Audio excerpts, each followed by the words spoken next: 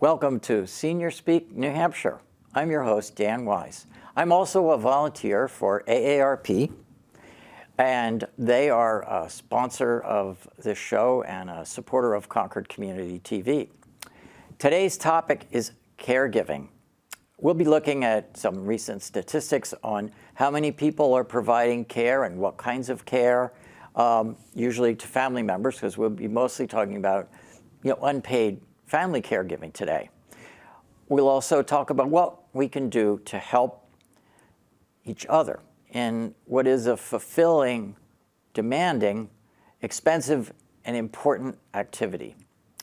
Now, before I get started, if you are needing to talk to someone who can help you find support or ideas or information, I recommend that you contact the Aging and Disability Resource Centers.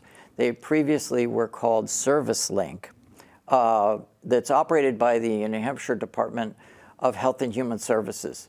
And you can call them 866-634-9412, and you'll talk to a real person who can give you some personalized help to identify services and resources that might be helpful to you if you are new to caregiving or if you are at a point where you need some additional support. We will give you that phone number and some other resources at the end of the program. Now, I'm sure that many people in our audience are either a care partner or soon will be. Here's some recent statistics from AARP. In New Hampshire, it's estimated there's 281,000 people who are in caregiving roles in the household. That's about 25% of the population in the state. And it's not just older folks. 25% of caregivers are under 35, 40% are men, and 70% are working full or part-time. So we're all busy people, especially those of us with caregiving roles. And of special interest to our group, in particular, 52% of us are caring for a parent. So my guest is someone who knows a lot about caregiving, someone who's intimately involved in caregiving, and is a leader to bringing visibility to the importance of this topic. Patrick McDermott is the volunteer president of AARP in New Hampshire. Welcome, Patrick. Thanks, Dan. Thanks for having me. Appreciate being here. Now, your situation, you and your wife have been caregivers for a while. Can you tell us a little about your family situation and introduce us to your Of course. A couple of things. One, like many caregivers nowadays, there's also the so-called sandwich generation caregivers, where people are taking care of their parents and their younger children. We've been through that with my wife's parents and my mother over the years, and that's even more of a challenge when you're taking care of young children, perhaps, or in our case, our son, who is special needs, has autism. So that's one more layer of these situations where they can be a little bit more difficult. Yeah. But I think today we want to talk a little bit about my son, Daniel, who's in the blue here. Daniel is 31 years old. He has autism, and he lives with us. My wife and I, as Dan said, are his full-time caregivers, and we're very happy to do that. It's a challenge, but it's also a blessing. So we're very pleased to be able to do that for him, and it is our like I say, our blessing to be able to do that. Yeah, but it's something that you have to arrange your life a little bit differently, maybe than some other folks. What was your employer? You worked for. Public service? Public service, that's the old name. The old name. It was part of Northeast Utilities, and actually I retired before it turned into Eversource, but it's now Eversource. Okay. Yes, my employer was very accommodating and reasonable. But I think what it comes down to, and there's a lot of things that employers can do to make it easier on parents or caregivers, whether it's for older adults or siblings or your parents or whatever. But I think it comes down to your direct supervisor. That person has the biggest influence. Yeah. Obviously, they have to work within the rules, and Eversource / Northeast Utilities was pretty reasonable. But I had a very understanding supervisor who knew that I was giving all that I could give and was flexible when I needed to take time. Fortunately, in our situation, our son, although with special needs and is not independent and needs somebody to be with him all the time, his general health is pretty good. So we don't have any other health issues in particular, that go above and beyond that of a normal young man, 30 plus years old. So so in your case, sometimes it's maybe the more of the just sort of the figuring out what to do, or just the mental or emotional demand. I mean, every parent has that in a sense, I guess, but it is the more of a challenge. Right, and it comes on over time. You don't realize immediately that your child may have some special needs, and as you start to understand that, then you have to, you start exploring what the options are, what the services are and resources that can help, in our case, him along the way. We've been very fortunate. The school system was really good, had an autism program. We happened to live in Manchester at the time, but they were very good. The local agency, the Moore Center, also had services that helped us out quite a bit. There's a few things like legal services to get guardianship. I mean, we had to pay for that, but set up special needs kind of situations in the will and other things that were over and above what you'd probably normally do for regular children. Yeah. So that, and I think the other thing is, I would just call it then opportunity costs, or opportunities where we did have to spend time, and still do, kind of taking care of him, that doesn't allow us to do some other things. I mean, the ultimate, I guess, was in Manchester, and it's probably the same in the rest of the state as well. He could stay in the local public schools until he was 21 years old. Once he became 21, then that kind of respite of him going to school a few hours every day during the school year was gone, and we were kind of left taking care of him, and that became kind of a lot for my wife to do. Yeah. And so I actually took early retirement in order to help out more.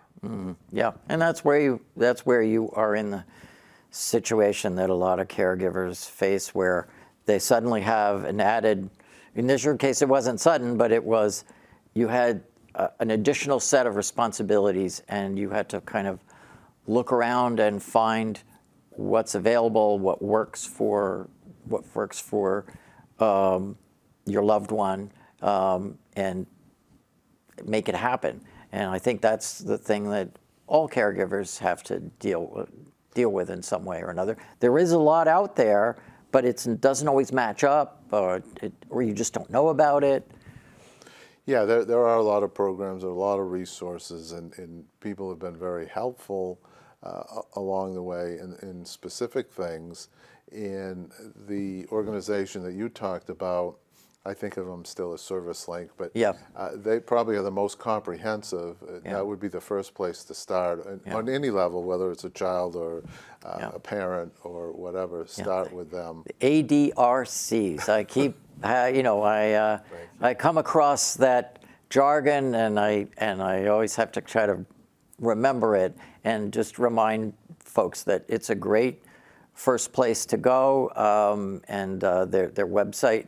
It's at the DHHS website, part of state government, and unlike some other parts of government, maybe it they really are top notch at helping people, and they are regionally based. They have different they have offices in all over the state in every county, and so they're in touch with what's available in those communities, as well as what the state offers through through Medicaid or other things like that. So I'm always going to be plugging that. Just like I also plug AARP.org website.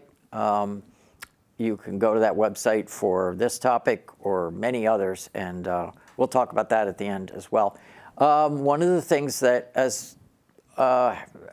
it's a major issue for AARP, it's a major priority, is caregiver support. Can you talk a little about how that's factored into what you do for AARP as the volunteer president? Sure. I started volunteering with AARP about 8 years ago on the executive council. I've been president now for almost 3 years. And really, there's several issues that AARP is involved with, but the one that caught my attention basically was caregiving in the workforce. And trying, because of my almost 40-year career in New Hampshire business, I thought it was a natural for me to get involved in trying to reach out to more businesses.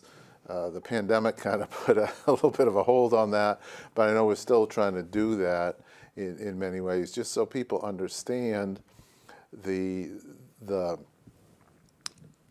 downside or the problems that are caused. We talked about them a little bit, but you're kind of torn between work and your home responsibilities, and that can lead to some work-related issues, whether it's absenteeism or even illness or whatever.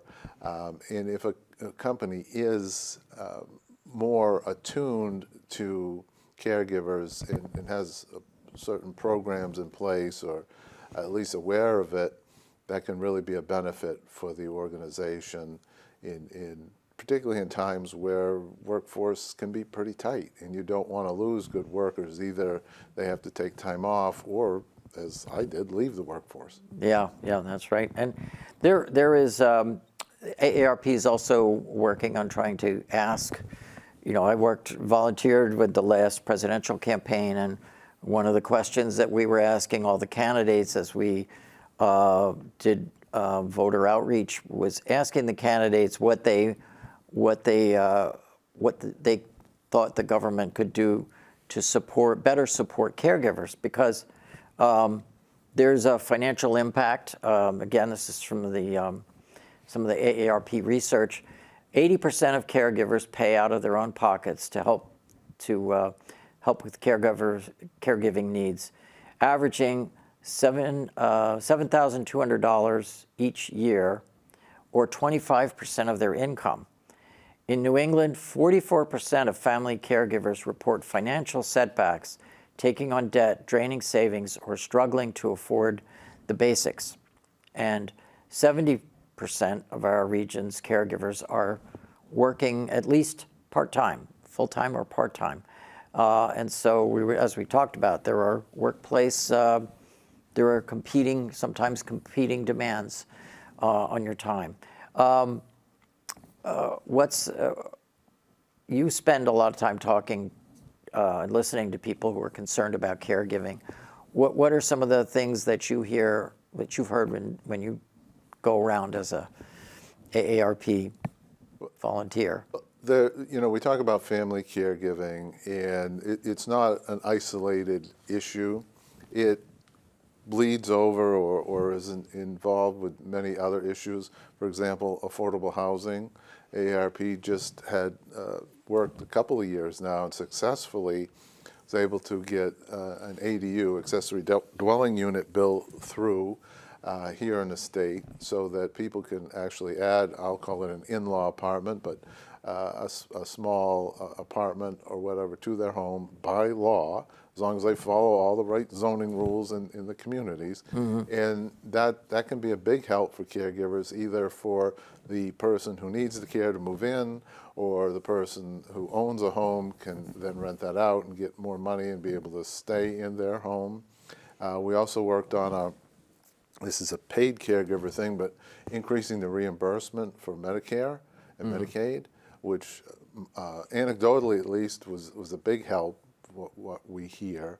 So there's those sort of things that we work on that may not seem to be directly related to home caregiver or family caregiving, but are important. Yeah. I think those are the things that people are looking at is, where do they get the help? Where do they get the resources? The other thing, and personally, my wife and I haven't been very good at this, but respite care. How do you get a break? Her break is when I take over. My break is when she takes over. Again, my son is not real high maintenance, but somebody's got to be there with him.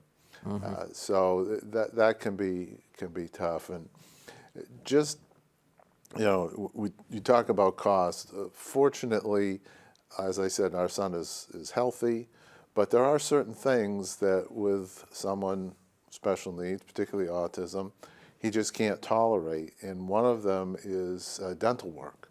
He can go to the dentist, he can have a cleaning, take x-rays, all of that. But if he needs fillings, he has to be sedated. And that's a little traumatic for my wife. We've had to do it a couple of times. Most recently, he had to have a root canal, and a crown, which is just, it's mind-boggling to think of what was involved. So he had to be sedated for both things, and the cost of that, is pretty out high. of pocket. Yeah. He has a nice, actually it's a stainless steel crown that ultimately cost us $6,000. So, there's those sort of things. Fortunately, it doesn't happen very often, but there are certain specific things. Yeah. And with other caregivers, those costs can be, much more ongoing, whether it's medication or whatever. But Yeah, and no matter how well designed some policy or program or plan that somebody has in their budget, there are surprises. There are just things that are extraordinary that you'll encounter. It does seem that on the federal level that AARP is championing something called the Credit for Caring Act, and it's a federal tax credit proposal of up to $5,000 for working caregivers, and the Lowering Costs for Caregivers Act, which would expand flexible spending accounts that you get through your employer to be used for caregiving expenses. And those are both sound like reasonable ideas, so Congress should pass them right away, right? Absolutely. But if you get a chance to talk to somebody, to talk to your congressperson or to write them, tell them you would like to see some support for some legislation to support caregivers. And I think we both have worked with the legislature or talked to the legislature. The state of New Hampshire has had its budget struggles, and there have been some challenges in the past year. But over the past few years, they did a lot of work on establishing the system of care for healthy aging, which is a whole network of. They raised some of the reimbursement rates for Medicaid and for some of the things which, as we said, is not necessarily helping the in-home caregivers directly, but indirectly, if that whole system is a little healthier, there's more options for caregivers, which is part of what we need. And there was also, even in the last budget, they did increase some funding for respite care for dementia folks, for folks with dementia. So we have a video of a recent webinar that AARP did. And in the following video, Wendy Altman, who's bureau chief of the New Hampshire Bureau of Aging and Adult Services. She talks about how the state has been planning what services it provides for folks doing caregiving, especially for older adults. And she talks a lot in this video comparing kind of what they're doing and how it relates to some of the research and some of the guidance that AARP proposes. So we're going to do that video now, and we'll be right back. This provides a little overview of the landscape of what caregiving looks like here in New Hampshire and nationally. So in New Hampshire, family caregivers are the foundation of our long-term supports and services. They are often the reason an older adult can remain at home. And our roles at DHHS through our Bureau of the Bureau of Adult and Aging Services as the state unit on aging is to strengthen and not replace what families already do. Nationally, caregiving is valued at over $600 billion. That's billion with a B. And in New Hampshire, that's about $2.3 billion in unpaid care. We're recognizing that as our population ages and workforce pressures grow, supporting family caregivers is not optional. It's really essential here in our state. And AARP's Prepare to Care resources and tools give caregivers 5 simple strategies to help plan ahead. And here at DHHS, we've built a system that aligns directly with those strategies. And we want to be able to talk through what that looks like, because for every AARP tip, there's a New Hampshire resource that's ready to help. So AARP Caregivers Roadmap is the roadmap. And in New Hampshire, our job is to make sure that every step on that roadmap connects to a real local resource. So whether it's stress management, finances, or home safety, there's a program here that fits, or resources, information, and tools that we can make connections to. AARP has developed an excellent national tools under that Prepare to Care umbrella and provides that practical guide that walks families through planning, organizing, and communicating. And here in New Hampshire, our state system lines up directly with those same steps. So here's how some of that fits together. The Prepare to Care planning and reducing stress element, through our New Hampshire Aging and Disability Resource Centers, caregivers can complete what's called a T-Care assessment, and that's a nationally validated tool that helps measure caregiver stress, identify supports, and creates an individualized care plan for family caregivers. And it mirrors AARP's first principle, which is preparing early and knowing your limits. Managing a loved one's finances can be connected to one of our programs that we administer, which is called our state health insurance program. As one example, this provides one-on-one Medicare counseling and helps families understand long-term care options. And we also fund legal assistance programs under our Older Americans Act funding that we get here in New Hampshire. One of the things that Wendy Altman points out is that family caregivers are providing enormous contributions to society by taking care of folks at home, which is lessens the cost of, or avoids, at least for a period of time, the cost of institutional care. And so I think that's kind of an important point where we also, need to be looking at that sort of thing. Absolutely, it does save a lot of money for the state and the federal government. Mm-hmm. If these people didn't have relatives to take care of them or friends to take care of them, it would be much more costly. Now, in your own situation, you also are going to deal with the situation of at some point your son is going to need care after you guys are not able to do that. Can I ask how that is going in terms of how you've figured out something like that? Everyone with a special needs child has that worry.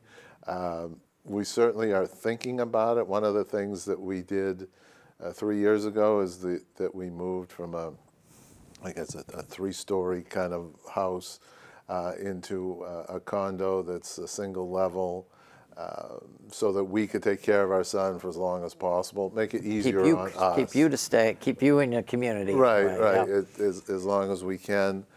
We do have like a special needs trust that will help financially, but the big question is, where is he going to live? Yeah. We've had that conversation with our older son. He's certainly willing to, and is a guardian, a legal guardian of his brother as well. So we will work with him to come up with and his wife now, to come up with a solution for that. But yeah, that's the toughest thing that, you think about all the time, but you don't want to.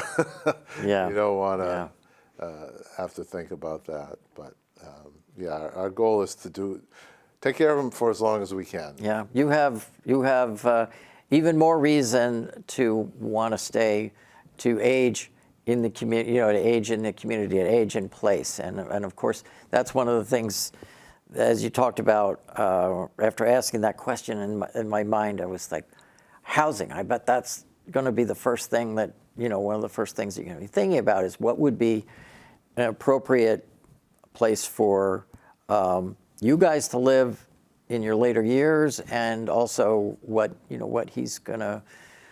someone that you're taking care of, where they need to live, what you can do to maintain as much independence as possible for them. Right, exactly. And that's a hard nut to crack. The housing situation is a big problem, and it's not going to be solved by one. There's no magic bullet exists for that. Right. So we are going to be wrapping up the show. What other thing do you think what other aspects of this do you think are important to cover? Well, I think it's important that people know what I like to call the #1 rule of caregiving is to take care of yourself, and that's hard. That's hard. But you have to take care of yourself, because you'd be no good to anybody if you're not healthy and able to do that. So that's definitely one thing. The other thing is, don't be stigmatized or embarrassed by needing to be a caregiver or being a caregiver, whether it's in the community or in your workplace. Some people don't like to mention it, don't like to say it, and the more you talk about it, I've gotten some good advice from people who are in similar situations. I'll give one caveat to that: everybody's situation is different. So you can take the advice as much as it's worth, but also know to make sure you have your own situation and get the information and the resources that fit your specific situation. Yeah. And this is the part of the show where I plug the AARP website, but aarp.org/caregiving provides a variety of ways of getting information. They have articles, they have videos, they have links to state resources, so that AARP.org is the national website. It's got great information, and they will also plug you into pages that are related to New Hampshire. Yeah, and you can even, if you are really old school, you can even ask them for something in the mail. They'll send you this. There's a variety of booklets that are out there that, maybe order this before you're in a situation where you need caregiving help, just to kind of give you ideas, or maybe to share it with somebody that you think is headed down that road one way or another. And again, the state of New Hampshire, HHS, has a network called the Aging and Disability Resource Centers, and you can reach them on the phone at 1-866-634-9412. And also you can check out the DHHS website, although it's a little harder to navigate. There's so many things there. But anyway, thank you very much, Patrick, for coming in. It's been a great discussion. We will return to this topic in the future. But thank you for watching Senior Speak New Hampshire, and we'll see you next time.